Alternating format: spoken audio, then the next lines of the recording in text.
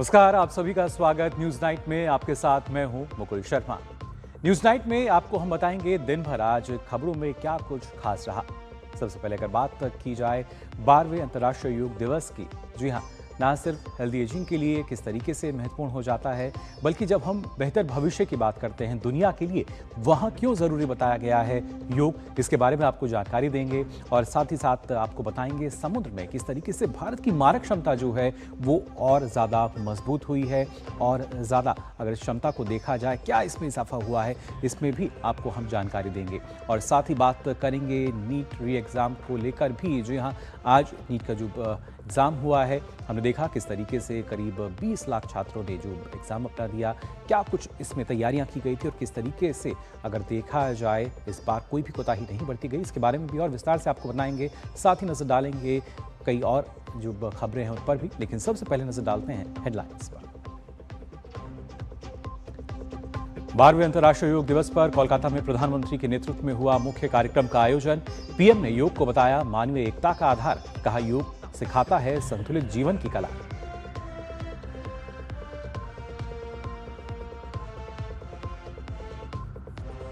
देश से लेकर विदेश की धरती पर भी छाया योग का रंग। देश भर में अलग अलग कार्यक्रमों में हर आमो खास ने बढ़ चढ़ कर लिया योगाभ्यास में हिस्सा। दुनिया भर में भी लोगों ने योग के माध्यम से दिया स्वास्थ्य, शांति और सामंजस्य का संदेश।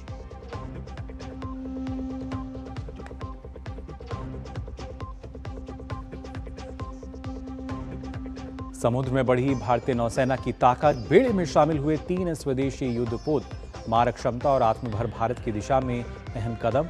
प्रधानमंत्री बोले शांति की रक्षा के लिए सामर्थ्य जरूरी।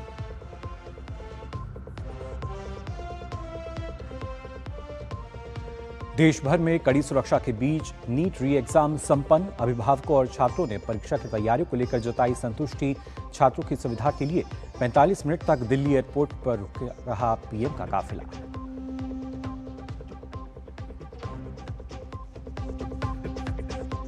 फीफा विश्व कप में गोल्स की बौछार। 1958 के बाद सबसे तेजी से पूरा हुआ 100 गोल का आंकड़ा। 33 मैचों में बना ऐतिहासिक रिकॉर्ड।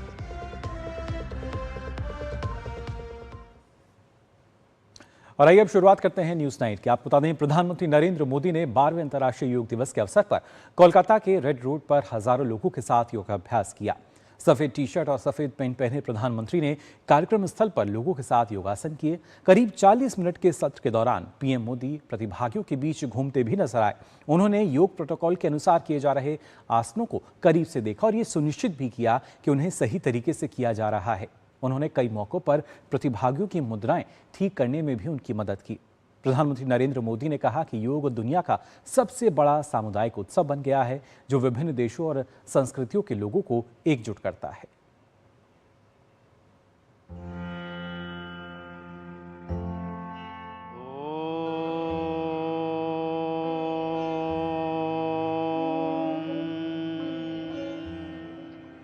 इक्कीस जून का ये दिन पृथ्वी के कुछ भूभाग पर साल में सबसे लंबी अवधि का दिन होता है और अंतर्राष्ट्रीय योग दिवस के कारण 21 जून का ये दिन विश्व के सबसे बड़े सामूहिक उत्सव का दिन भी बन गया है।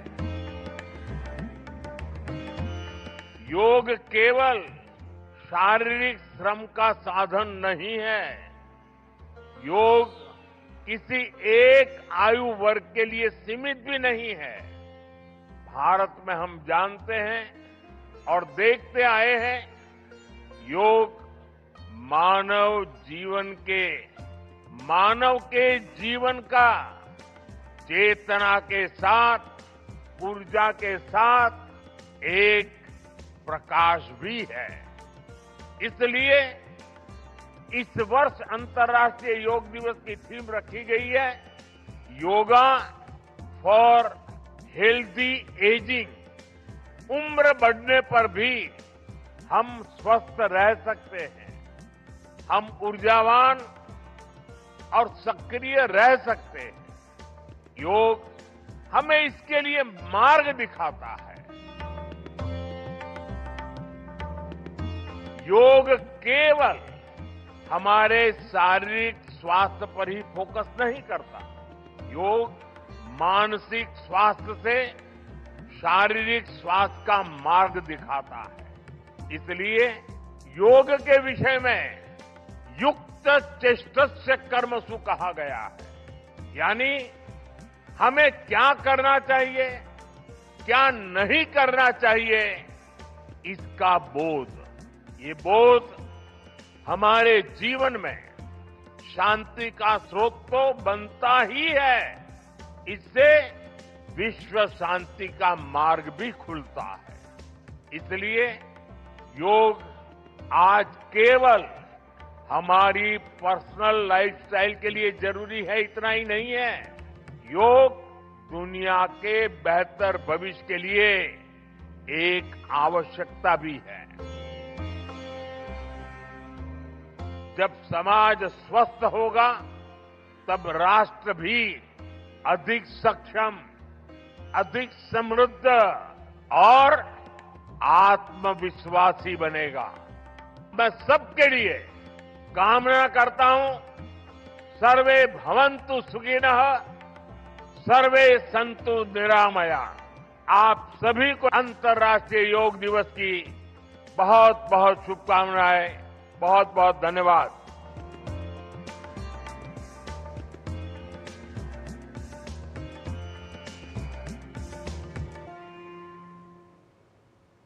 तो देखा आपने किस तरीके से इस बार का अंतर्राष्ट्रीय योग दिवस जो है वो अपने आप में विशेष रहा और खासतौर से अंतर्राष्ट्रीय योग दिवस पर इस बार पूरा देश योग के रंग में रंगा हुआ नजर आया।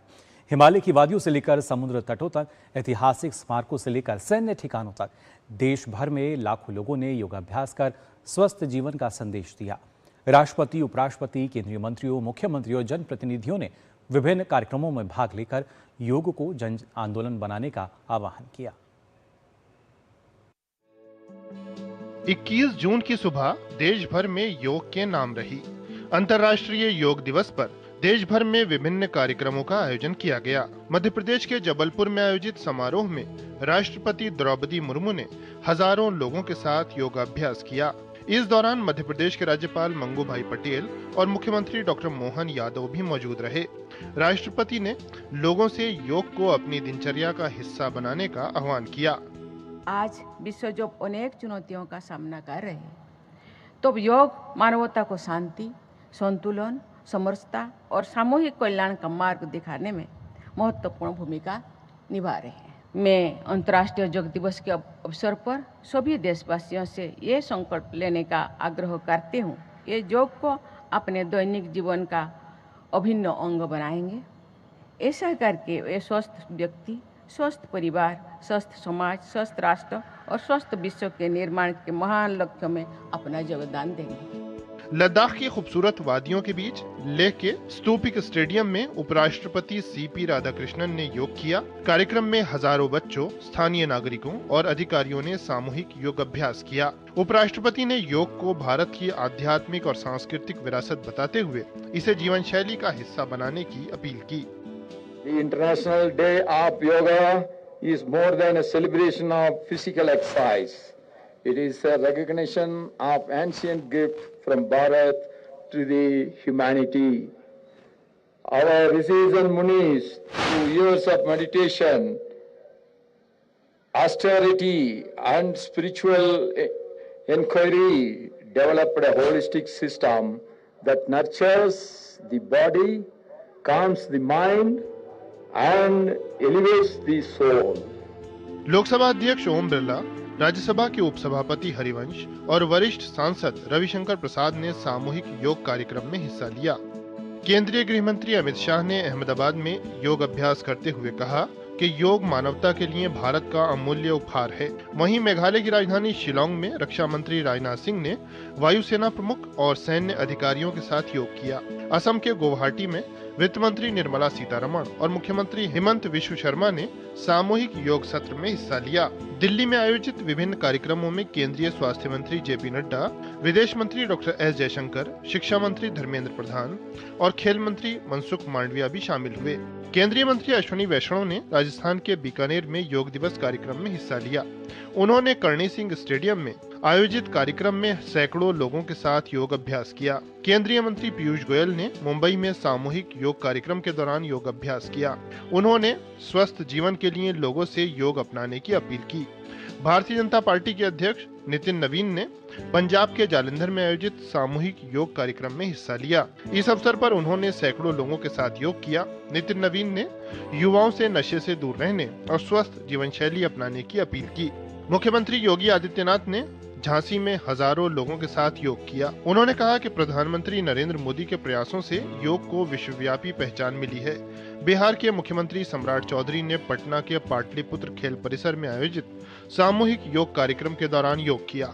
महाराष्ट्र के मुख्यमंत्री देवेंद्र फडणवीस ने मुंबई में योग कार्यक्रम में हिस्सा लिया। आंध्र प्रदेश के विजयवाड़ा में मुख्यमंत्री एन चंद्रबाबू नायडू ने योग किया। इस कार्यक्रम में योग गुरु बाबा रामदेव भी शामिल हुए। मुख्यमंत्री चंद्रबाबू नायडू ने राज्य भर में स्थायी योग केंद्र स्थापित करने की घोषणा की। योग दिवस के अवसर पर देश के कोने कोने से एक ही संदेश सुनाई दिया। स्वस्थ शरीर, स्वस्थ मन और स्वस्थ समाज के लिए योग को जीवन का अभिन्न हिस्सा बनाना जरूरी है। जन भागीदारी और वैश्विक स्वीकार्यता के साथ योग आज भारत की सांस्कृतिक विरासत से आगे बढ़कर पूरी मानवता के कल्याण का माध्यम बन चुका है। Bureau report, DD news. मानव कल्याण के लिए योग को काफ़ी अहम माना जा रहा है। क्यों ये महत्वपूर्ण है, लगातार हम देख भी रहे हैं। और जैसा हमने आपको बताया, अंतर्राष्ट्रीय योग दिवस पर पीएम नरेंद्र मोदी ने आज कोलकाता में जहां योग किया, वहीं कोलकाता के साथ ही भारत के हर कोने में योग दिवस मनाया गया। प्रशासन और सामाजिक संगठनों ने मिलकर अंतर्राष्ट्रीय योग दिवस को बेहद खास बना दिया। छोटे बच्चों से लेकर बड़े बूढ़ों तक की भी हम अगर बात करें तो योगाभ्यास में वो भी बढ़ चढ़कर हिस्सा लेते हुए नजर आए।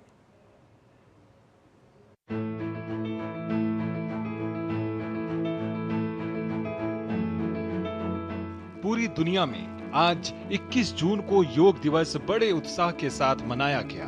12वें अंतर्राष्ट्रीय योग दिवस को आज देश के हर कोने में एक उत्सव के तौर पर मनाया गया। राजधानी दिल्ली से लेकर देश के दूर दराज के ग्रामीण इलाकों में योग के कार्यक्रमों की धूम रही। सरकार, सेना, पुलिस, स्कूल, कॉलेज, सामाजिक संगठन और योग संस्थाओं ने मिलकर बड़े स्तर पर योग दिवस के लिए खास कार्यक्रम आयोजित किया। ये देखो, सभी इंसान सबके लिए जरूरी है, इनमें कोई बुरी मानवती अब इसकी वो है जितनी बढ़ती, अब सबकी अलग अलग सोच है। ये हम लोग के लिए भी अच्छी बात है। योग ऐसा साधन है जो बीमारियों से बचाता है। या तो हम बीमार पड़े और हॉस्पिटल जाएं, चिकित्सा करवाएं, या फिर हम वेलनेस पर ध्यान दें। योग वेलनेस का सबसे महत्वपूर्ण घटक है। आज दिल्ली का ऐतिहासिक लाल किला परिसर योग और आध्यात्मिक ऊर्जा का केंद्र बन गया। यहाँ ब्रह्मा कुमारी और आयुष मंत्रालय ने मिलकर योग कार्यक्रम का आयोजन किया, जहाँ बड़ी संख्या में लोग एकत्र हुए और सामूहिक योगाभ्यास में हिस्सा लिया। जम्मू कश्मीर के रियासी जिले में स्थित विश्व के सबसे ऊंचे चिनाब रेलवे आर्च ब्रिज पर एक अनोखा दृश्य देखने को मिला। यहाँ एनसीसी के कैडेट्स ने योगाभ्यास कर इस ऐतिहासिक संरचना को योगमय माहौल में बदल दिया। वहीं कर्नाटक के चिकोड़ी क्षेत्र में अंतर्राष्ट्रीय योग दिवस के मौके पर एक बेहद अनोखा और आकर्षक नजारा देखने को मिला। यहाँ चिकोड़ी के पास अंकारी गांव में जल पर योग प्रदर्शन किया गया, जिसने लोगों का ध्यान अपनी ओर खींच लिया। ये अनोखी योग प्रस्तुति में पानी के ऊपर संतुलन बनाते हुए योगाभ्यास किया गया। वहीं जम्मू कश्मीर के पुलवामा में 12वें अंतर्राष्ट्रीय योग दिवस के अवसर पर भव्य आयोजन किया गया, जिसमें yoga for healthy ageing theme के तहत बड़े स्तर पर योग सत्र आयोजित हुआ। बड़ी संख्या में लोगों ने सामूहिक रूप से योगाभ्यास में हिस्सा लिया। सुरक्षा बलों और नागरिकों की भागीदारी ने इस आयोजन को और भी सफल और यादगार बना दिया। उत्तर प्रदेश के मुरादाबाद में भी धार्मिक और प्राकृतिक वातावरण से भरपूर हनुमान वाटिका में योग कार्यक्रम का आयोजन किया गया। इस आयोजन में बड़ी संख्या में लोगों ने हिस्सा लिया और खुले वातावरण में सामूहिक योगाभ्यास किया। ये जल योग का नजारा अहमदाबाद में देखने को मिला। अहमदाबाद के जालधारा वाटर पार्क में जल योग का प्रदर्शन किया गया, जिसमें पानी के भीतर और पानी की सतह पर संतुलन बनाते हुए योगाभ्यास किया गया। यहाँ हर उम्र के लोग योग करते नजर आए।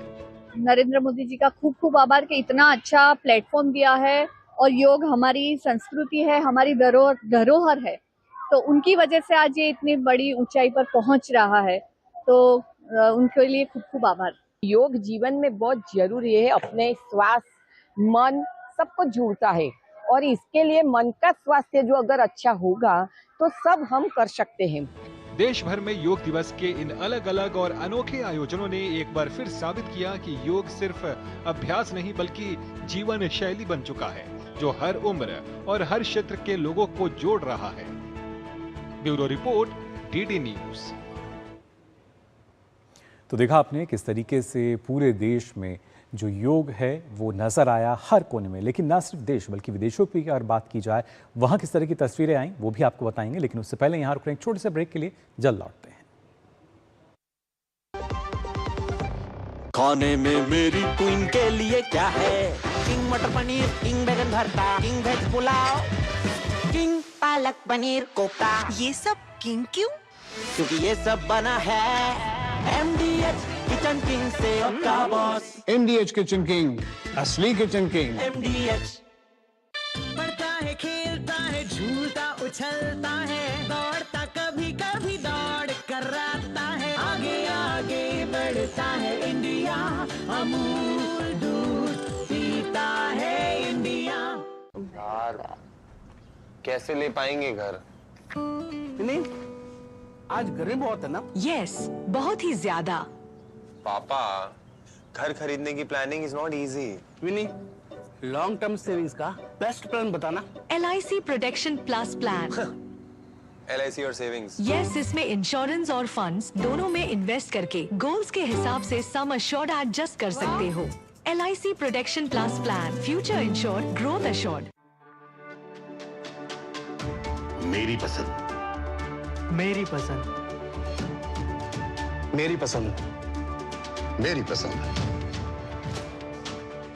हमारी पसंद, हम सबकी पसंद। मजबूत देश का मजबूत सरिया हो गया स्टील। गोल्डी छोले मसाले, जहाँ जाए रिश्ते बनाए। गोल्डी लाए हैं फ्रेश लॉक टेक्नोलॉजी, जो रखे मसालों को हर समय फ्रेश। ब्रेक के बाद आप सभी का एक बार फिर स्वागत। आप देख रहे हैं न्यूज़ नाइट। आइए खबरों में आगे बढ़ते हैं। ब्रेक में जाने से पहले हम बात कर रहे थे अंतर्राष्ट्रीय योग दिवस को लेकर, और 12वें अंतर्राष्ट्रीय योग दिवस 2026 की अगर हम बात करें तो हमने देखा कैसे दुनिया भर में बड़े उत्साह के साथ इसका आयोजन किया गया। इस वर्ष योग दिवस की थीम स्वस्थ आयु के लिए योग रखी गई है, जिसका उद्देश्य लोगों को स्वस्थ, संतुलित और सक्रिय जीवन शैली अपनाने के लिए प्रेरित करना है। 12वें अंतर्राष्ट्रीय योग दिवस पर जापान के टोक्यो में एक विशेष योग कार्यक्रम का आयोजन किया गया, जहां स्थानीय लोगों ने बढ़ चढ़कर हिस्सा लिया। योग के इस कार्यक्रम में अलग अलग संस्कृतियों और समुदायों के लोग एक साथ आए और योग के माध्यम से स्वास्थ्य, शांति और सामंजस्य का संदेश साझा किया। इंडोनेशिया में भी अंतर्राष्ट्रीय योग दिवस के अवसर पर भव्य और उत्साहपूर्ण आयोजन देखने को मिला, जहां बड़ी संख्या में लोगों ने योगाभ्यास में हिस्सा लेकर स्वास्थ्य और संतुलन का संदेश दिया। सुबह के शांत वातावरण में हुए सामूहिक योग सत्र ने प्रतिभागियों को शारीरिक और मानसिक ऊर्जा से भर दिया। कार्यक्रम के दौरान योगासनों, प्राणायाम और ध्यान सत्रों के माध्यम से यह संदेश दिया गया कि योग केवल भारत की प्राचीन परंपरा नहीं, बल्कि अब एक वैश्विक जीवन शैली बन चुका है, जिसे पूरी दुनिया अपना रही है। संयुक्त अरब अमीरात के दुबई और अबू धाबी में अंतर्राष्ट्रीय योग दिवस के अवसर पर हजारों लोगों ने सामूहिक योग सत्रों में भाग लेकर स्वास्थ्य और सद्भाव का संदेश दिया। दुबई में भारतीय महावाणिज्य दूतावास और दुबई पुलिस के सहयोग से पुलिस ऑफिसर्स क्लब में आयोजित कार्यक्रम में 1500 से अधिक लोगों ने हिस्सा लिया। Yoga for healthy ageing theme पर आयोजित इस कार्यक्रम में विभिन्न आयु वर्ग के लोगों ने प्राणायाम, योगासन और ध्यान अभ्यास किए। अबू धाबी में लूवर म्यूजियम के प्रतिष्ठित गुंबद के नीचे करीब 1000 प्रतिभागियों ने योगाभ्यास किया। जर्मनी के बवेरियन आल्प्स में इस बार अंतर्राष्ट्रीय योग दिवस का आयोजन बेहद खास और यादगार रहा। प्राकृतिक पहाड़ों की ऊंचाइयों के बीच योग का यह सत्र न सिर्फ आकर्षक था, बल्कि वैश्विक स्तर पर योग की बढ़ती स्वीकार्यता का भी प्रतीक बना। बवेरियन आल्प्स की लगभग 3000 मीटर ऊंचाई पर इस विशेष कार्यक्रम का आयोजन किया गया। Yoga by the castle theme के तहत हुए इस आयोजन में योग प्रेमियों, भारतीय प्रवासी समुदाय के सदस्य, जर्मन स्थानीय और वेलनेस से जुड़े लोगों ने बड़ी संख्या में हिस्सा लिया। बांग्लादेश में भी योग दिवस बड़े उत्साह और जोश के साथ मनाया गया। भारत के उच्चायोग के अंतर्गत इंदिरा गांधी सांस्कृतिक केंद्र द्वारा राजधानी ढाका में भव्य कार्यक्रम का आयोजन किया गया। इस वर्ष योग दिवस की थीम स्वस्थ आयु के लिए योग रही। कार्यक्रम का उद्देश्य लोगों को योग के माध्यम से शारीरिक और मानसिक रूप से स्वस्थ रहने के लिए प्रेरित करना था। ढाका के वसुंधरा स्पोर्ट्स सिटी में आयोजित मुख्य कार्यक्रम में सैकड़ों योग प्रेमियों ने भाग लिया। सऊदी अरब में योग की बढ़ती लोकप्रियता और स्वास्थ्य को बढ़ावा देने में योग की भूमिका पर कार्यक्रम आयोजित हुआ। अंतर्राष्ट्रीय योग दिवस को लेकर देश विदेश सभी जगहों पर लोग काफी उत्साहित हैं। Bureau report, DD news. तो देखा आपने, ना सिर्फ हमारे देश भारत में बल्कि अगर बात की जाए विश्व स्तर पर भी, तो कैसे लगातार योग अभ्यास जो है आज वो किया गया अंतर्राष्ट्रीय योग दिवस के मौके पर। और इसी को लेकर आज हमारा विशेष भी कि किस तरीके से योग जो है वो मानवीय एकता का आधार बन चुका है। जी हाँ, योग की अगर बात की जाए, योग मानवीय एकता का आधार बना है। पिछले 12 वर्षों की भी अगर हम बात करते हैं तो लगातार जिस तरीके से योग का जो महत्व है ना सिर्फ हमारे देश में हमने देखा बल्कि विदेशों तक भी अगर बात की जाए तो ये सीधे तौर पर देखा जा सकता है। और इस पर चर्चा के लिए हमारे साथ दो खास मेहमान जुड़े हैं। डॉक्टर CM भंडारी हैं, पूर्व राजदूत एवं योग विशेषज्ञ हैं, और साथ ही वे डॉक्टर काशीनाथ समगंडी जी हमारे साथ जुड़े हैं, निदेशक हैं मोरारजी देसाई राष्ट्रीय योग संस्थान के। आप दोनों का बहुत बहुत स्वागत न्यूज़ नाइट में। सबसे पहले मैं डॉक्टर भंडारी आपके पास आना चाहूँगा। जब हम आज के समय में योग की बात करते हैं, और क्योंकि अगर विश्व भर की तस्वीरें हम देखें तो कहीं ना कहीं योगाभ्यास जो है वो होता हुआ नज़र हमें आ रहा है, किस तरीके से आप इसको देखते हैं? अब लगता है पूरा विश्व जो है योग के महत्व को समझ चुका है। जी, आपने बिल्कुल ठीक कहा कि अब हम योग के माध्यम से स्वयं को जानने का भी प्रयास कर रहे हैं। अभी तक योग को हम केवल शारीरिक स्वास्थ्य के रूप में देखते थे, लेकिन इस बार मानसिक स्तर और वैचारिक स्तर, तो हमारे जो स्थूल शरीर, सूक्ष्म शरीर और कारण शरीर, 3 लेवल पर इंडिविजुअल का वर्क होता है।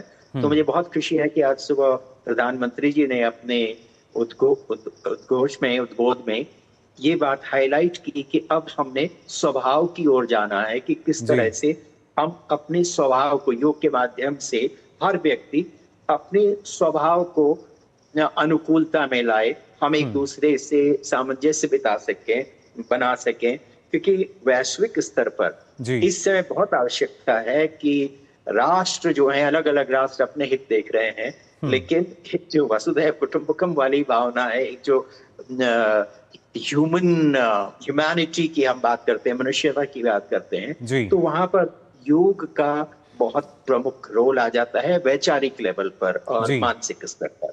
बिल्कुल, और वो बेहद ज़रूरी। खासतौर से डॉक्टर काशीनाथ, अगर देखा जाए, क्योंकि ना सिर्फ मानव एकता की हम बात करें, मानव कल्याण की बात की जाए, उसके लिए काफ़ी अहम हो जाता है योग। किस तरीके से आप इसको देखते हैं और कैसे आपको लगता है कि एक कहीं ना कहीं वैश्विक स्तर पर भी इसकी जो स्वीकार्यता है वो लगातार बढ़ती हुई नजर आई है? जी, जैसे अभी बता रहे थे जी कि योग एक जैसे ये खाली शारीरिक अभ्यास नहीं है, इसमें बहुत हम हमेशा इसको योग, हम मोरारजी देसाई राष्ट्रीय योग संस्थान खाली योग को खाली आसन या प्राणायाम पे सीमित नहीं रहते। उसके अलावा भी हम ये भी बताते कि योग एक संकल्प है जिसका विकल्प ही नहीं है जी। और योग एक खाली दर्शन ही नहीं है, एक दर्पण है। देखिए, आजकल विश्व में इतने वॉर जैसे सिचुएशन है, ऐसे सिचुएशन में हम मानसिक तनाव इतना होने के नाते बहुत सारे ऐसे तनाव से दुष्परिणाम उत्पन्न हो रहा है। इस तरह सिचुएशन में मुझे लगता है कि योग के अलावा कोई और आपको विकल्प नहीं मिलेगा। सो योग को अपनाने से बहुत सारे ऐसे चीज, शारीरिक हो, मानसिक हो, इवन सामाजिक में एकता आने का संभावना हो जाता है। और योग एक, देखिए, योग और आज की उद्बोधन में माननीय प्रधानमंत्री जी, उन्होंने एक भगवत गीता के एक सूत्र बताए, युक्ताहार विहारस्य युक्त चेष्टस्य कर्मसु युक्त स्वप्नावबोधस्य योगो भवतु दुःखः। उनका संदेश में ये भी एक संदेश था, जैसे कि योग खाली आसन प्राणायाम नहीं, उसके साथ साथ आपका जो जीवन शैली है, युक्ति पूर्वक विचार, युक्ति पूर्वक आचार, युक्ति पूर्वक रहन सहन, उनका भी संदेश था। सो उनके साथ आप जब योग लेके जाएंगे तब आपको जो चाहिए वो सब कुछ मिलना शुरू हो जाता है। जी बिल्कुल, और खासतौर से डॉक्टर भंडारी, आप भी इस बात से सहमत होंगे कि योग जो है सिर्फ शारीरिक व्यायाम तक सीमित नहीं है, बल्कि जब हम चेतना की बात करते हैं, आत्म प्रकाश की बात करते हैं, उस लिहाज से काफ़ी महत्वपूर्ण हो जाता है। और जैसा कि यहाँ डॉक्टर काशीनाथ ने कहा कि जब हम संतुलित जीवन को देखते हैं तो उसका आधार जो है वो कहीं ना कहीं हमें सिर्फ योग ही नजर आता है। बिल्कुल आप ठीक कह रहे हैं। मैं हमेशा कहता हूं कि शरीर को यदि हम कार मान लें तो कार ड्राइवर के हाथ में रहती है, ड्राइवर उसको कैसा मेंटेन करेगा, कैसे यूज करेगा जी। तो इसी तरह से इस शरीर में जो हमारे अंदर आत्म शक्ति है, योग के माध्यम से हम इसी आत्म शक्ति को रियलाइज करते हैं। तो किस तरह से मैं नाम की चीज जो जिसको कि हम कर्ता कहते हैं, कारण शरीर जो है, इस मैं नाम की चीज को ही एम्पावर किया जाता है और उसी के माध्यम से हमारा स्वभाव बनता है, उसी के माध्यम से हमारे कर्मों का निर्धारण होता है। तो मैंने अपने पिछले 4 दशकों के जो अध्ययन और अनुशोधन है उसमें यही देखा कि किस तरह से श्वास, प्राण, उसके बाद मन जो पंचकोश कहा जाता है कि अन्नमय कोश, प्राणमय कोश, मनोमय कोश, विज्ञानमय कोश और आनंदमय कोश, ये तो हमारे 5 ही भौतिक शरीर के अंग हैं। लेकिन इसके अलावा जो इसमें आत्मा का वास है और उस आत्मा किस तरह से वो मैं के रूप में आ जाती है, कर्ता के रूप में आ जाती है, योग का ये क्षेत्र है। महर्षि पतंजलि जी इसीलिए कहते हैं कि विचारों का समायोजन ही योग है, क्योंकि हर चीज हमारे विचारों से ही शुरू होती है और वही फिर कर्म में आती है। तो इस तरह से जब हम योग की गहराई में आएंगे और प्राण को समझेंगे, प्राण के माध्यम से हम अपने मन के द्वारा स्वयं के विचारों को जानेंगे और फिर आत्मज्ञान के माध्यम से उन विचारों को मनुष्यता के अनुकूल लाएंगे। तब जो हमारे प्रधानमंत्री उसके बहुत अच्छे मतलब रोल मॉडल मैं कह सकता हूँ। जी बिल्कुल। और खासतौर से डॉक्टर काशीनाथ, आज तो हमने देखा बंगाल में जब प्रधानमंत्री नरेंद्र मोदी इस कार्यक्रम में मौजूद थे तो कई जो प्रतिभागी थे उनकी मुद्राओं को भी उन्होंने सही कराया कि सही मुद्रा क्या है और किस तरीके से योग का जो लाभ है वो आपको मिल सकता है। जी सही कहा। आज का दिन इतना विशेष रहा।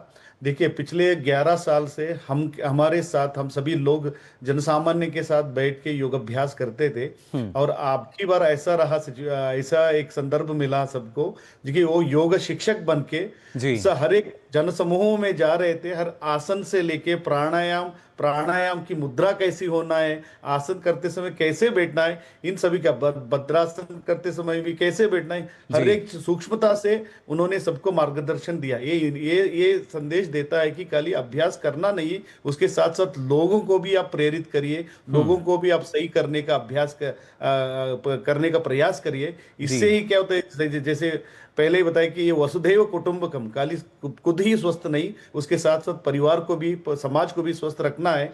यही संदेश इस उनका जो आज की जो उन्होंने इस तरह रेक्टिफाई कर रहे थे, यही संदेश है कि खुद भी स्वस्थ रहे और दूसरों को भी प्रेरणा दीजिए और दूसरों को भी सही करने का एक संदेश दीजिए। यही था आज का। जी बिल्कुल, संदेश जाहिर तौर पर उसमें हमने देखा। और खासतौर से डॉक्टर भंडारी, अगर देखा जाए, प्रधानमंत्री ने ये भी कहा कि योग जो है सिर्फ इसको आज के दिन के लिए सीमित मत रखिए, कैसे इसको हमारी जो आने वाली पीढ़ी है उनके लिए हम इसको एक स्थायी पद्धति बना सकते हैं और उसके जरिए स्वस्थ समाज का निर्माण कर सकते हैं। ये कितना महत्वपूर्ण है? ये बहुत ही महत्वपूर्ण है। हमारा जो युवा वर्ग है ये हमारी अस्मिता से बहुत दूर होता जा रहा है। हम पेरेंट्स जो हैं, पेरेंट्स में इतनी योग, आयुर्वेद या हमारी जो वैदिक एक पूरा विज्ञान है, इसके प्रति जो श्रद्धा निष्ठा होनी चाहिए वो लगभग समाप्त हो गई। हम आधुनिक टेक्नोलॉजी को ही सब कुछ मान बैठे हैं और इस समय जो सोशल मीडिया के माध्यम से और जितना टेक्नोलॉजी हमारे मनुष्य को एक तरह से ओवर पावर कर रही है, तो हमें यदि हम अपने युवा वर्ग को अभी से उनके मूल सिद्धांत की वो स्वयं में एक शक्ति है, स्वयं में ईश्वरीय शक्ति है, उसको कैसे जानेंगे। और ये चीज मुश्किल नहीं है, ये पूरे वैज्ञानिक तरीके से हम दिखा सकते हैं कि किस तरह से केवल श्वास सही कर प्राण को जानकर और मन और उसके बाद एक मर्म इस शरीर के जो है कि इसमें जो गूढ़ रहस्य हैं उनको यदि हमारे आयुर्वेद के माध्यम से हम जान सकें तो शारीरिक स्वास्थ्य, मानसिक स्वास्थ्य और वैचारिक स्वास्थ्य, तीनों स्वास्थ्य जिस समय हमारे पास होंगे तो हमारा युवा वर्ग बहुत बैलेंस्ड होगा। मतलब वो और हर एक वर्ग में इसका लाभ हम कहीं ना कहीं डॉक्टर भंडारी देख सकते हैं, चाहे हम बच्चों की बात करें या बुजुर्गों की बात की जाए, हर आयु वर्ग को इसका जो लाभ है वो मिलता हुआ नजर आता है। और इसी के लिए ये कहा भी जा रहा है कि लगातार कैसे इसको हम एक स्थायी पद्धति बनाएं, जिसके चलते अगली पीढ़ियां जो हैं वो भी इसके महत्व को समझें और अपनाएं, और साथ ही साथ न सिर्फ स्वस्थ समाज बल्कि पूरे विश्व जो है उसका कल्याण हो सके। फिलहाल डॉक्टर भंडारी और डॉक्टर काशीनाथ, आप दोनों का बहुत बहुत शुक्रिया हमारे साथ जुड़ने के लिए। धन्यवाद। तो जाना आपने किस तरीके से अंतर्राष्ट्रीय योग दिवस जो है वो अपने आप में विशेष रहा कई मायनों में। फिलहाल और भी खबरें हैं, उनसे भी आपको रूबरू कराएंगे, लेकिन रुक रहे हैं एक छोटे से ब्रेक के लिए।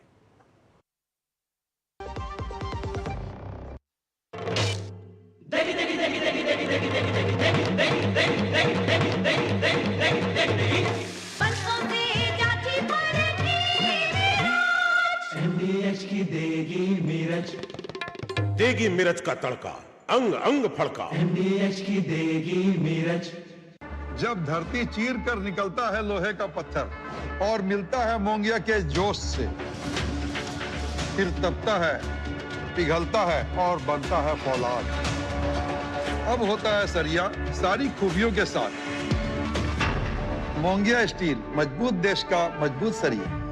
जरा सी हंसी दुलार जरा सा, the taste of India. जरा सी अनबन प्यार जरा सा, the taste of India. यही तो अमूल है स्वाद इंडिया का, यही तो अमूल है the taste of India. Chole बने तो गोल्डी छोले मसाले, जहाँ जाएं रिश्ते बनाएं। गोल्डी लाए हैं फ्रेश लॉक टेक्नोलॉजी, जो रखे मसालों को हर समय फ्रेश। ब्रेक के बाद आप सभी का एक बार फिर स्वागत। आप देख रहे हैं न्यूज नाइट। आइए खबरों में आगे बढ़ते हैं। प्रधानमंत्री नरेंद्र मोदी ने स्वदेश निर्मित 3 पोत नौसेना में शामिल किए। इन पोत का डिजाइन भारतीय नौसेना के वॉरशिप डिजाइन ब्यूरो ने तैयार किया है और इनका निर्माण कोलकाता स्थित सार्वजनिक क्षेत्र की रक्षा कंपनी Garden Reach Shipbuilders and Engineers Limited ने किया है। प्रधानमंत्री ने कहा कि मैरीटाइम के बिना कोई राष्ट्र बड़ी शक्ति नहीं बन सकता। दुनिया गवाह है कि मैरीटाइम क्षमता के बिना कोई भी राष्ट्र बड़ी शक्ति नहीं बन सकता।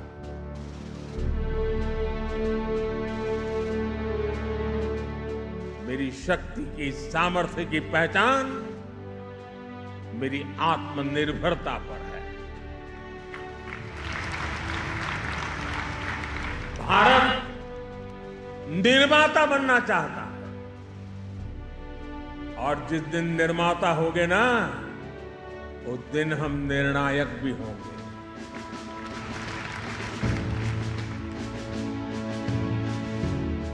कोलकाता के श्यामा प्रसाद मुखर्जी बंदरगाह पर स्टील्थ फ्रिगेट INS दूनागिरी, सर्वेक्षण पोत, संशोधक और पनडुब्बी रोधी युद्ध पोत अग्रेय को प्रधानमंत्री नरेंद्र मोदी ने नौसेना में शामिल किया। उन्होंने कहा कि समुद्र के आर्थिक और सामरिक महत्व को देखते हुए इसकी सुरक्षा जरूरी है। भारत के मेड इन इंडिया और आत्मनिर्भर अभियानों से बीते 12 साल में नौसेना को एक नई शक्ति मिली है। 40 से अधिक मेड इन इंडिया युद्धपोत और पनडुब्बियां नौसेना में शामिल हुई है।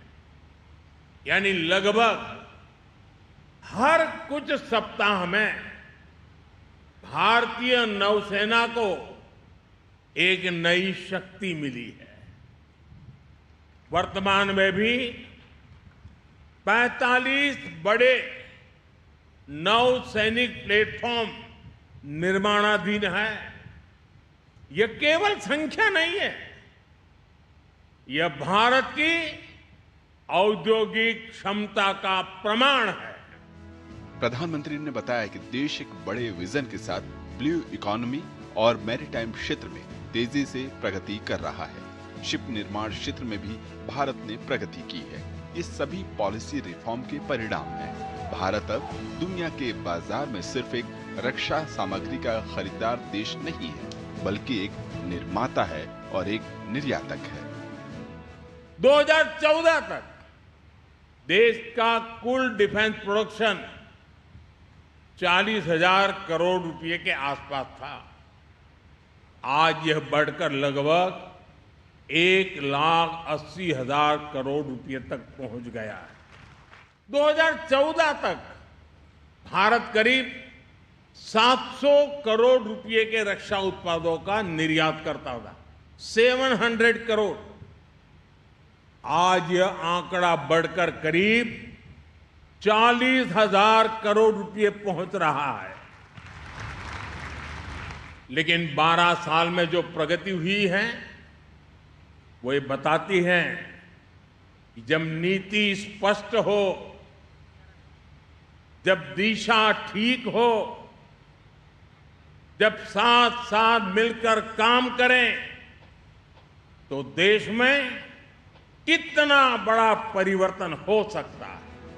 बंदरगाहों का आधुनिकीकरण, सागरमाला योजना, मल्टी मॉडल नेटवर्क सभी मिलकर शिप निर्माण डिजाइन को एक नई गति दे रहे हैं।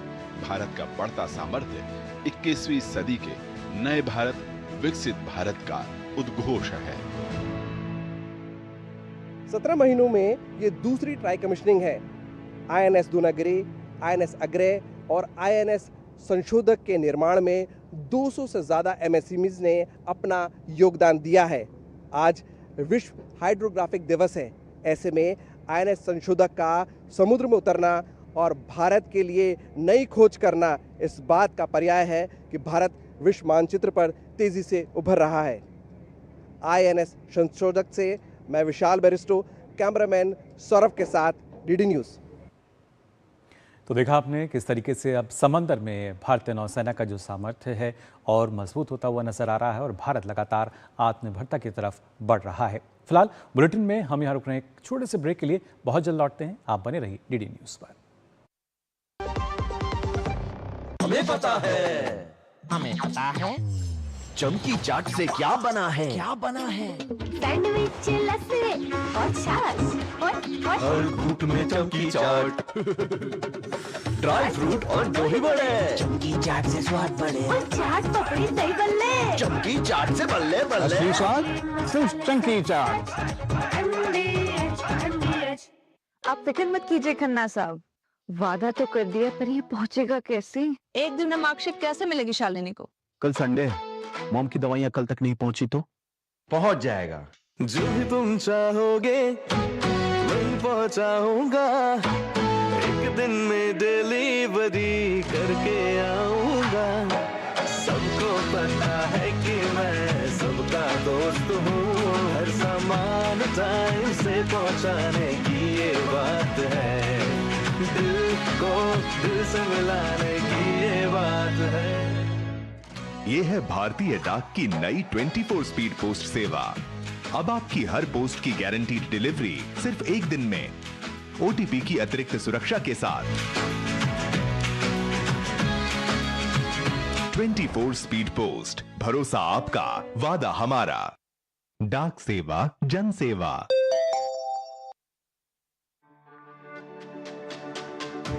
मेरी पसंद, मेरी पसंद, मेरी पसंद, मेरी पसंद, हमारी पसंद, हम सबकी पसंद। मजबूत देश का मजबूत सरिया हो गया स्टील। पढ़ता है, खेलता है, झूलता उछलता है, दौड़ता कभी कभी दौड़ कराता है, आगे आगे बढ़ता है इंडिया, अमूल दूध पीता है इंडिया। छोले बने तो गोल्डी छोले मसाले, जहाँ जाए रिश्ते बनाए। गोल्डी लाए हैं फ्रेश लॉक टेक्नोलॉजी, जो रखे मसालों को हर समय फ्रेश। ब्रेक के बाद आप सभी का स्वागत। आप देख रहे हैं न्यूज़ नाइट और आइए बात करते हैं नीट री एग्जाम को लेकर। देश की सबसे बड़ी मेडिकल प्रवेश परीक्षा नीट यूजी 2026 कड़ी सुरक्षा व्यवस्था के बीच संपन्न हो गई है। परीक्षा में 22 लाख से अधिक छात्र शामिल हुए। नेशनल टेस्टिंग एजेंसी एनटीए ने परीक्षा को निष्पक्ष और पारदर्शी बनाने के लिए देश भर के परीक्षा केंद्रों पर व्यापक इंतजाम किए थे। देखिए हमारी ये खास रिपोर्ट। देश भर में 21 जून को नीट यूजी पुनर्परीक्षा सफलतापूर्वक आयोजित की गई। परीक्षा शांतिपूर्ण माहौल में संपन्न हुई और सभी परीक्षा केंद्रों पर सुरक्षा एवं निगरानी के कड़े इंतजाम देखने को मिले। परीक्षा प्रक्रिया बिना किसी बड़ी तकनीकी या प्रशासनिक बाधा के पूरी कर ली गई। परीक्षा भारत के 551 शहरों में 5440 केंद्रों और विदेश में 14 केंद्रों पर आयोजित की गई, जिसमें लाखों छात्र शामिल हुए। देश के अलग अलग राज्यों में बनाए गए परीक्षा केंद्रों पर सुबह से ही अभ्यर्थियों की उपस्थिति शुरू हो गई थी। परीक्षा केंद्रों पर एडमिट कार्ड की सख्त जांच, बायोमेट्रिक वेरिफिकेशन और सीसीटीवी निगरानी जैसी व्यवस्थाएं लागू रही। छात्रों ने भी परीक्षा को व्यवस्थित और सुचारू बताया। अंदर सब ठीक था, अच्छा था। इस बार अच्छे से दिया सब कुछ, मतलब टाइम पे हुआ सब कुछ। प्रॉपर टाइम पे सब पेपर दिए हैं और मतलब अच्छे से पेपर गया। कोई क्रियोस मतलब ऐसा कोई क्रिएट नहीं हुआ। लेटर वगैरह भी सही थे, मतलब पूरा टाइम से हो गया है। और जो टाइम लगता था वो क्या बोलते हैं OMR फिलिंग वगैरह में, उसके 15 मिनट मिला था तो उसमें हो गया वो। इस बार शांतिपूर्ण, सुरक्षित और सुव्यवस्थित नीट यूजी परीक्षा के लिए कड़े प्रबंध किए गए थे। इस बार परीक्षा की अवधि 180 मिनट से बढ़ाकर 195 मिनट की गई थी। परीक्षा दोपहर 2 बजे से शाम 5:15 तक पेन एंड पेपर मोड में आयोजित की गई। दिव्यांग छात्रों को अतिरिक्त समय देते हुए शाम 6:20 तक एग्जाम देने की अनुमति दी गई। 95,000 से अधिक परीक्षा कक्षों में सीसीटीवी निगरानी की व्यवस्था की गई, जिनकी निगरानी राष्ट्रीय, राज्य और मंत्रालय स्तर पर ऑनलाइन तरीके से की गई। वहीं परीक्षा केंद्रों पर किसी भी तरह की गड़बड़ी को रोकने के लिए 51,311 जैमर लगाए गए। इस बार CRPF और CISF ने प्रश्न पत्रों और OMR शीट्स की सुरक्षा का काम संभाला। यही नहीं, पहली बार वायुसेना ने नीट परीक्षा के प्रश्न पत्र पहुंचाने का काम किया। प्रश्न पत्रों की सुरक्षित डिलीवरी, GPS ट्रैकिंग जैसी व्यवस्थाओं को लागू किया गया। साथ ही किसी तरह की गड़बड़ी ना हो, इसके लिए 2 लाख से अधिक कर्मी, 674 सिटी कोऑर्डिनेटर और 6,669 ऑब्जर्वर लगाए गए। इस बार परीक्षार्थियों के साथ अभिभावकों के बैठने के लिए भी खास प्रबंध किए गए थे। दिल्ली सरकार ने गर्मी से निजात दिलाने के लिए नीट परीक्षार्थियों के अभिभावकों के लिए भी विशेष व्यवस्था की है। परीक्षा केंद्र के सामने ये जो है ये कूलिंग जोन बनाया गया है। इस कूलिंग जोन के सामने देखिए ये पानी की व्यवस्था है और यहाँ तक कि यहाँ ग्लूकोज की भी व्यवस्था की गई है। कुल मिलाकर 21 जून की नीट यूजी पुनर्परीक्षा को सफल और व्यवस्थित माना जा रहा है, जिससे लाखों अभ्यर्थियों और उनके अभिभावकों को राहत मिली है। 21 जून 2026 को संपन्न हुई नीट की परीक्षा देकर ये छात्र निकल रहे हैं। आप समझ सकते हैं कि नीट की परीक्षा इनके जीवन के लिए कितनी महत्वपूर्ण है। नीट की परीक्षा के माध्यम से आप जानते हैं कि मेडिकल कॉलेजों में इसी परीक्षा के अंक के आधार पर प्रवेश होता है। पूरे देश में तकरीबन 22,80,000 छात्रों ने नीट की परीक्षा दी है। कैमरा पर्सन राहुल चोपड़ा के साथ DD न्यूज़ के लिए नई दिल्ली के पंडारा रोड स्थित CM श्री विद्यालय से मैं अखिलेश सुमन। और वहीं आज नीट यूजी परीक्षा देने जा रहे लाखों छात्रों की सुविधा को ध्यान में रखते हुए, या यूं कहें कि उन्हें किसी तरह की असुविधा ना हो, इसके लिए प्रधानमंत्री नरेंद्र मोदी ने अपने काफिले को कुछ देर के लिए रोक कर रखा। सूत्रों के अनुसार पश्चिम बंगाल में योग दिवस कार्यक्रम से वापस लौटने के दौरान प्रधानमंत्री दिल्ली एयरपोर्ट पर ही करीब 45 मिनट तक रुके रहे, ताकि उनके काफिले की वजह से छात्रों को परीक्षा केंद्रों पर पहुंचने में किसी तरह की परेशानी ना हो। दोपहर 2 बजे परीक्षा शुरू होने के बाद ही प्रधानमंत्री अपने आवास के लिए रवाना हुए। दरअसल प्रधानमंत्री दोपहर 1:15 पर पश्चिम बंगाल से दिल्ली लौटे थे और उन्हें सीधे प्रधानमंत्री आवास जाना था, लेकिन उसी समय देश भर में नीट यूजी परीक्षा के लिए छात्र परीक्षा केंद्रों की ओर जा रहे थे। प्रधानमंत्री के काफिले की आवाजाही के दौरान कई स्थानों पर यातायात प्रबंधन करना पड़ता है, जिससे छात्रों की आवाजाही प्रभावित हो सकती थी। ऐसे में प्रधानमंत्री ने फैसला लिया कि परीक्षा शुरू होने तक वे एयरपोर्ट पर ही रुकेंगे। और फिलहाल हम यहां रुक रहे हैं एक और छोटे से ब्रेक के लिए, जल्द लौटते हैं। सस्ते वाले दाल मसाले स्वाद हुआ बेकार। MDH की हल्दी मिर्ची धनिया करे कमाल। ये रंग दे, ये खुशबू दे, ये तीखा, ये कम पड़े। क्या निराला MDH मसाला। हर सुबह भारत एक नए सपने के साथ जागता है और हर सपने को, हर प्रगति को एक शक्ति आगे बढ़ाती है। पिछले 12 वर्षों में बढ़ते कोयला उत्पादन और मजबूत सप्लाई के साथ देश की ऊर्जा सुरक्षा को नई मजबूती मिली। विकास को जिम्मेदारी और भविष्य से जोड़ते हुए पर्यावरण और विविधीकरण को भी नई दिशा मिली, क्योंकि प्रगति सिर्फ संरचनाओं में नहीं, लोगों के जीवन में भी नजर आनी चाहिए। और इसी सोच के साथ आत्मनिर्भर भारत के संकल्प को मिली नई ऊर्जा। यही है कोल इंडिया, 12 साल विश्वास के, विकास के, जन कल्याण के।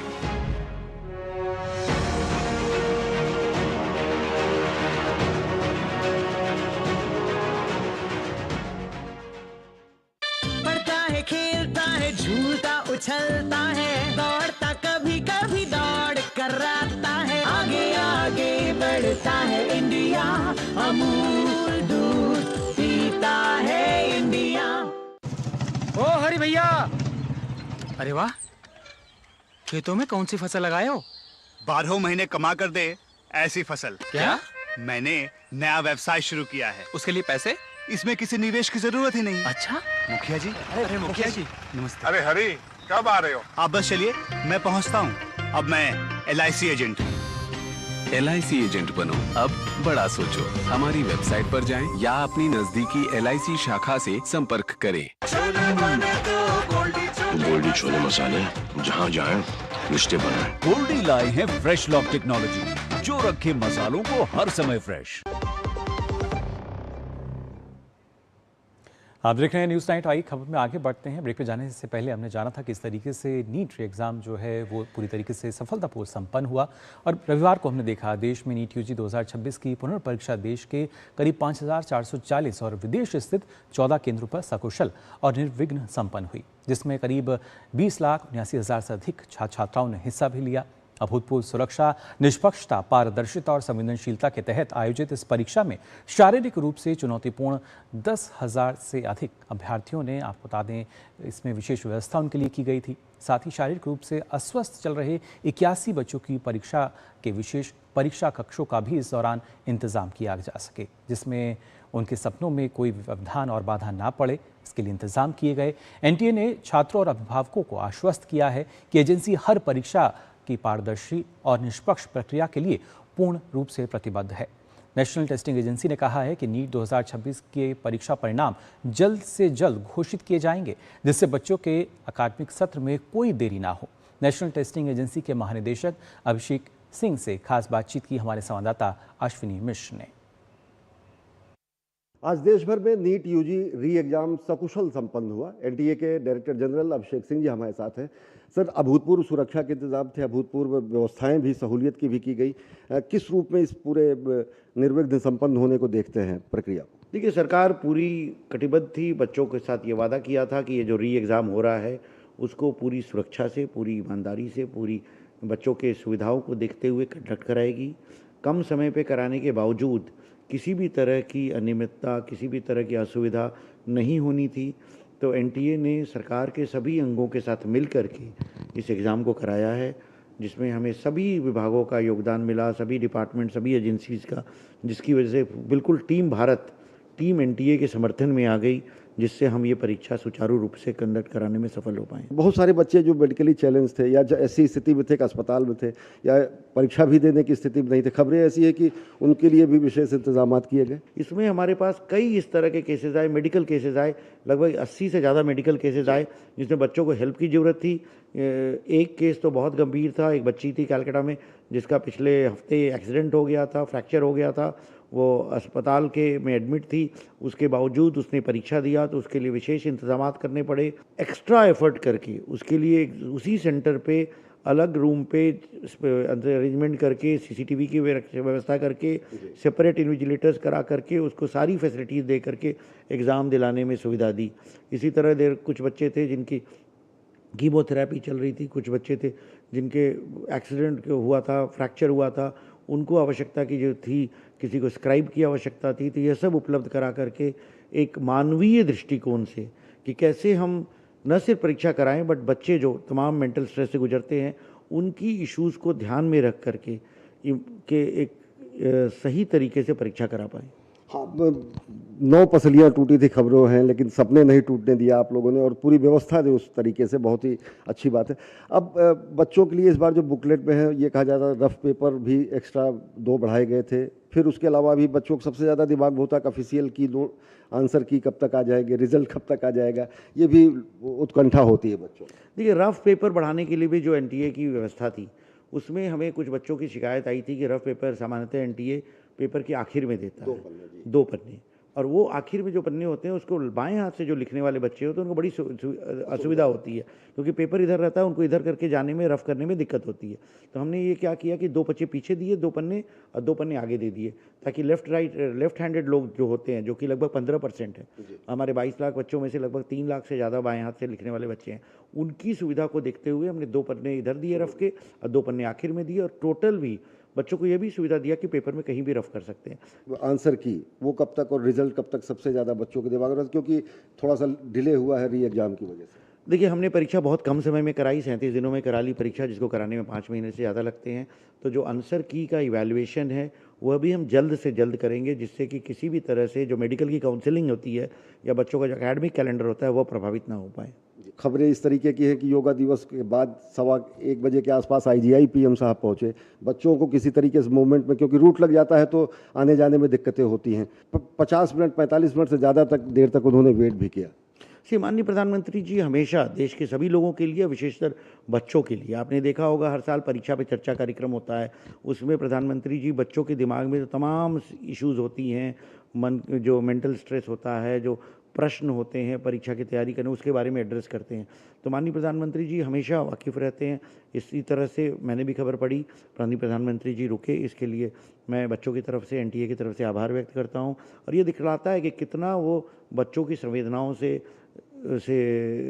इंटरेस्ट लेते हैं और कैसे उसको कम से कम किसी को भी व्यक्ति को, किसी भी नागरिक को असुविधा हो पाए उसका ध्यान रखते हैं। आगे क्या पूरी तरीके से आश्वस्त करेंगे कि अब तक जो दुविधा या सुविधा जो भी परिस्थितियां बनी, कालांतर में इस तरीके का कोई रिपीटिशन नहीं होगा और आश्वस्त रहें बच्चे और अभिभावक? बिल्कुल, एनटीए की ये कमिटमेंट है कि जो हुआ वह दोबारा कभी नहीं होगा। हम अपनी व्यवस्थाओं में सुधार कर रहे हैं, अपने सिस्टम्स को इम्प्रूव कर रहे हैं, इंट्रोस्पेक्शन कर रहे हैं, क्या कुछ चेंज कर सकते हैं। काफ़ी कुछ किया गया है बट अभी बहुत कुछ करने को बाकी है। तो आने वाले समय में कैसे हम अगली नीट की परीक्षा कंप्यूटर बेस्ड टेस्ट करेंगे और परीक्षाएं कैसे सही तरीके से करेंगे। यूजीसी नेट की परीक्षा कल से ही शुरू हो रही है। हमारी जो टीम पूरे समय अभी तक लगी हुई थी वो अब यूजीसी नेट की परीक्षा की तैयारी में लग गई है।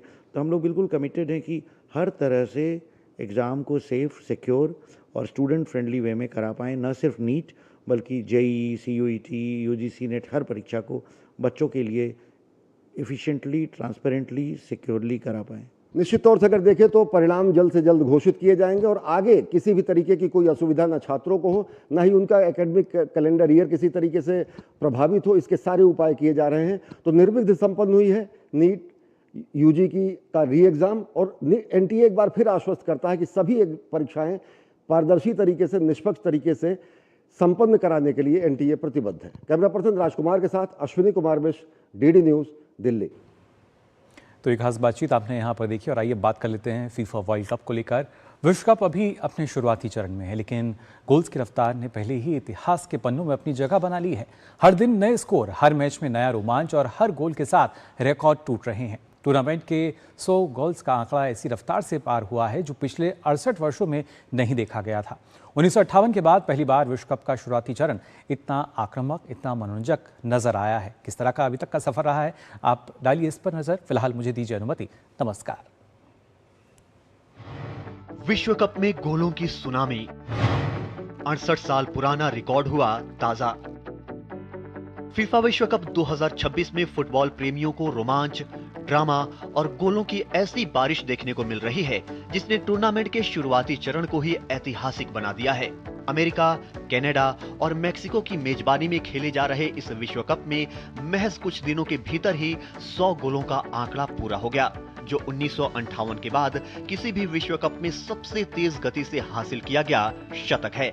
इस ऐतिहासिक मुकाम को टूर्नामेंट के महज 33वें मैच में ही हासिल कर लिया गया। स्वीडन के खिलाफ नीदरलैंड्स के फॉरवर्ड कैडी गैप्को ने टूर्नामेंट का 100वां गोल दागा। 1958 के विश्व कप में स्वीडन की धरती पर गोलों की झड़ी लगी थी और अब 68 साल बाद 2026 संस्करण ने उसी आक्रामक फुटबॉल की यादें ताजा कर दी हैं। आधुनिक फुटबॉल में जहां टीमें अक्सर रक्षात्मक रणनीति अपनाती हैं, वहीं इस विश्व कप में अधिकांश मुकाबलों में खुला खेल देखने को मिला है, जिससे गोलों की संख्या लगातार बढ़ती गई। टूर्नामेंट के पहले 10 दिनों में ही कई बड़े स्कोर देखने को मिले। कनाडा ने कतर को 6-0 से रौंदा, जर्मनी ने कुराकाओ को 7-1 से हराया, जबकि नीदरलैंड्स ने स्वीडन के खिलाफ 5-1 की शानदार जीत दर्ज की। वहीं जापान ने ट्यूनीशिया को 4-0 से शिकस्त दी। इंग्लैंड, फ्रांस, अर्जेंटीना और ब्राजील जैसे दिग्गज टीमों ने भी आक्रामक अंदाज में खेलते हुए गोलों की संख्या बढ़ाने में अहम योगदान दिया। इस विश्व कप में अब तक औसतन प्रति मैच 3 से अधिक गोल देखने को मिले हैं, जो हाल के संस्करणों की तुलना में काफी बेहतर आंकड़ा है। यही कारण है कि दर्शकों को लगभग हर दिन किसी न किसी मुकाबले में गोलों का रोमांच देखने को मिल रहा है। जैसे जैसे टूर्नामेंट नॉकआउट चरण की ओर बढ़ रहा है, ये देखना दिलचस्प होगा कि क्या गोलों की ये रफ्तार बनी रहती है। यदि यही सिलसिला जारी रहा तो फीफा वर्ल्ड कप 2026 का इतिहास सबसे ज्यादा गोल वाले विश्व कपों में शामिल हो सकता है। Sports desk, DD news.